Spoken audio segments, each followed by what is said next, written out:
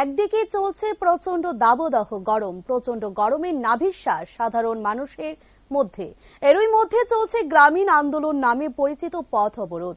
একটি পাম্প হাউসের পাম্প অপারেটরের নিযুক্তিকে কেন্দ্র করে সংঘটিত হয় পথ অবরোধ। সংবাদ পেয়ে ঘটনাস্থলে পৌঁছায় পুলিশ সহ মহকুমা প্রশাসনের ডিসিএম অনিন্দ চক্রবর্তী। লাহিঙ্গা পাড়ার একটি ওয়াটার সাপ্লাই পাম্পে অপারেটরের প্রার্থী ছিল 2 জন। এর মধ্যে গত সপ্তাহে একজনকে সরকারিভাবে নিয়োগ করা হয়। এই নিয়োগকে কোনোভাবেই মেনে নিতে পারছিল না অপর পক্ষ।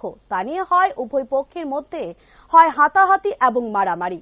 এরই রেশে বুধবার সকাল 9টা থেকে গন্ডাছড়া রায়সাবাড়ির মূল সড়কে লাহিঙ্গাবাসীর পথ অবরোধে বসে। বেলা 11টা নাগাদ প্রশাসনিক কর্মকর্তাদের আশ্বাস পেয়ে পথ অবরোধ তুলে নেয় অবরোধকারীরা।